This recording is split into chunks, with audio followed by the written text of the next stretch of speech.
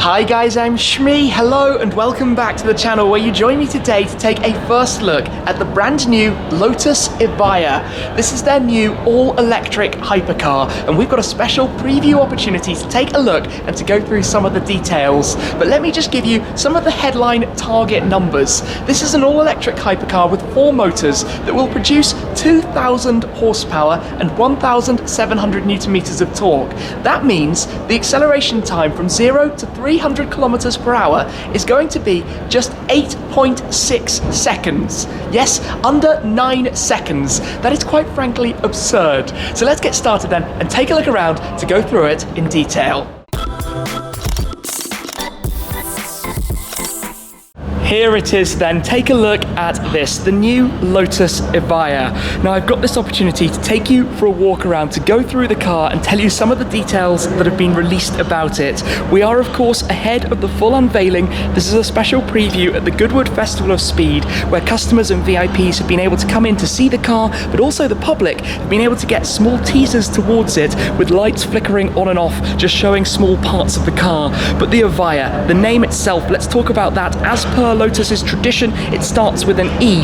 Evija means the first of something, and as I said, it's their first electric car, it's their first hypercar, and in fact, it's the first British electric hypercar as well. It was codenamed the Type 130. There will be 130 units of them built in total, but this is, well, looking forwards now to the very near future. They're going to be going into production in the first half of 2020. But the car, just to show you the design and talk about that, and you might immediately notice some pretty trick things about this. In particular, have a look here at the way it is completely open, in fact all the way through the car. Now that's because the bodywork is actually designed and engineered using their philosophy of being carved by air, and there are many trick areas where literally inside the bodywork airflow is happening to make it the most efficient, to optimize the efficiency of the car. And have a look around here at the rear of this, and you can see the openings of these tunnels and how they use the venturi effect for air to fly through. And just look at the design of this overall. Actually, it is a stunning looking thing, absolutely beautiful.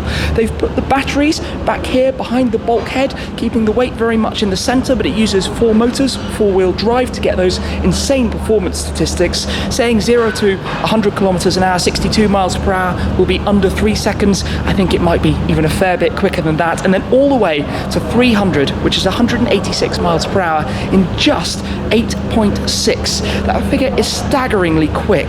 Now to take a look at more of the aero around the exterior as we go now for a full tour of this, starting at the very front, it's very, very open down here. You can see how air literally comes through the car. You have a series of wings and different components inside that direct it, and just how open it actually is. In fact, the radiators and intercoolers are horizontal in there to take or to minimize the amount of disruption that they would cause. Of course, cooling again being quite an important thing.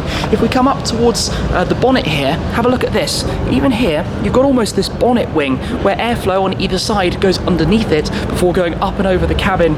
Of course, all again optimizing the airflow through the car. You've got Lotus's laser headlights with the beams that you can see designed like wings as well. The label in there, Lotus Laser.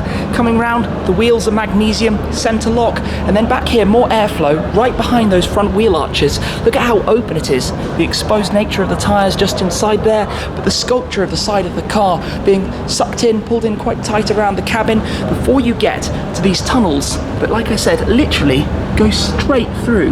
Absolutely fascinating piece of design. The way, if you think about it, how it's going around the inside of the rear tires, the rear wheels, and of course all of the suspension system. But the airflow, using the venturi effect, accelerating the air through the car, where at the back you have the active rear wing and also DRS going on in the diffuser.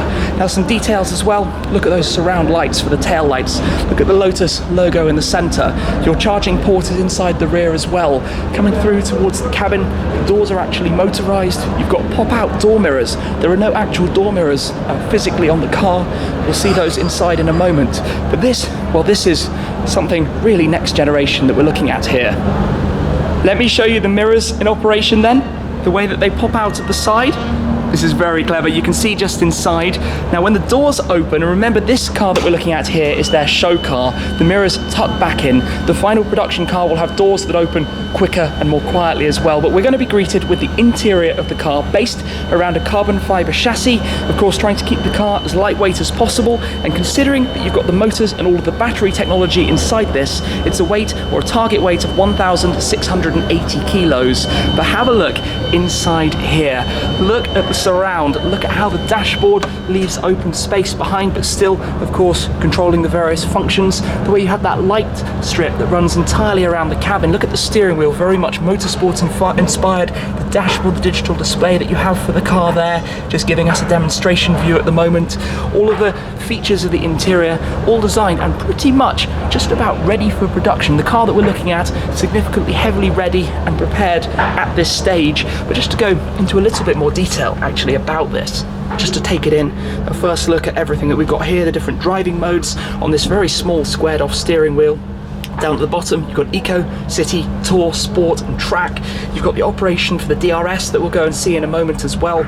You've got these toggles that you can see here, lots and lots of exposed carbon fibre, satin carbon fibre inside the cabin, strictly a two-seater of course, very, very thin, lightweight seats, but still with some padding for comfort that you can see on top of those. Look at this kind of dimpled hexagon design so that you can feel where the buttons are. You don't have to just respond or hope that you're pressing on the right one precisely. Then you've got this floating dashboard display. And actually if I just come out to the outside quickly to show you that and the view from back here, look at the way that's mounted.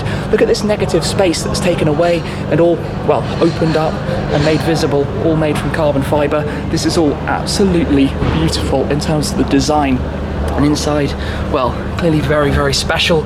And down here in the centre, you've got your start and stop button. And even up top, you've got the rear view camera as well. So because there is no view really through the back, you've got that camera linked up to the very rear, along with some controls and lights that you find up there. Now over towards the door, behind that Y-shaped grab handle, of course you spot the camera view out of the very back as well. But this, well, this is really, really very, very cool. The pedals, accelerator, brake and the footrest, all with that same dimpled design as well. But if we just come out quickly to show you, the rear camera is mounted up here. Inside the rear as well, you've got this great view through to the suspension components and the batteries being mounted back there, kind of akin to if it was a more traditional combustion engine, but this looking to the future. Now if we can have a demonstration of the DRS, you'll be able to see the wing and how that operates, how it rises up out of the rear deck, and simultaneously you'll also be able to operate the DRS system down below. So you've got these flaps which tuck up and down in sync with the wings so that you can see how those operate and how they basically create more of this Venturi tunnel effect to accelerate the car through the air. Now just here, as I mentioned, you've got the compartment that opens up to reveal the charging port and also the plaque, hand built in Britain by Lotus, hidden away there. And when that tucks back down actually, here it reveals of course the Lotus illuminated logo. Now it can't come from factory like this, but it can be a dealer supplied option, because basically the T in the center is going to become the reverse light. So that's going to be quite a neat element of the design that you have at the back. But just looking around, taking it all in, of course aero, very, very important when you're talking about the kind of power numbers that this car is going to offer. And well, I mean, just have a look, just take it all in. The wheels, magnesium, gigantic brake discs housed inside those, Pirelli tyres, so with that yellow strip that's running around. This is quite a fun thing. So this is going to be the luggage storage, one on each side. You would press here, the luggage would pop out, fitted luggage, and that is your bag, your container that you take with you. So not necessarily the largest of luggage capacities, but an amount that is very practically used, in the sense you press that, out it pops, and off you go. All very, very easy to do just inside. I am fairly blown away taking a look at this. It's absolutely incredible, and it's such a good looking car, sitting very, very low. The shape of the rear, the way it does just lift up a little bit at the back, of course extending the rear, helping with the airflow as well. But this, well, short of the final numbers that we're going to hear and see about it, is something pretty exciting to behold and to see here with the wing door up as well. Just the shapes, the curvature of it, all very, very impressive.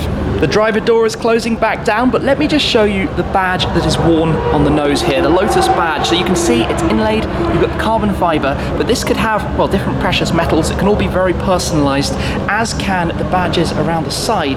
So just around here, you've got these badges just located behind the door, almost a bit of a design touch going with the top of the door line, heading towards the engine. Well, I say the engine, of course, the batteries, not the engine that you have back behind. We are talking about an electric hypercar here. So we'll have the passenger door opening up as well, the door mirror tucking back in.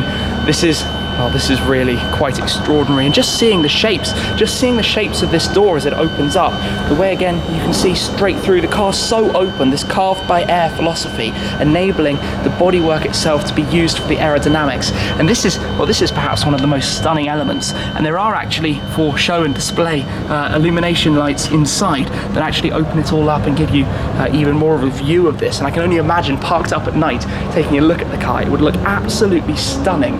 If we come around actually just towards the back, I can show you where those are and how they illuminate. And then you've got those additional openings just here, which help pull the air out from the wheel arches, releasing the high pressure air that you have circulating around in there. So what an unbelievable looking car, and what an opportunity here to take a first look, to go through it in detail. And of course the entire car carbon fiber, the monocoque is carbon fiber, the bodywork is carbon fiber, the lights, the laser lights, as mentioned as well, their own design. So this is really, well, moving forwards, moving on to very, very exciting things in the form of this car, the Lotus Evija, following their naming. Of course, everybody knows the likes of the Esprit, the Elan, the Elise, the list goes on. Well, now Lotus is here with the Evija. Wow. Well, what do you think? Do let me know in the comments down below, but I am very, very impressed by this and very excited for where it's going to go. And I'm sure there are going to be 130 very lucky customers out there who are going to enjoy these an awful lot. But that's it for this time though. Thank you very much for watching. As always, guys, I appreciate your support an awful lot. I hope you've enjoyed this preview of the brand new Lotus Evija. That's it then. I'll see you again very soon. Cheers.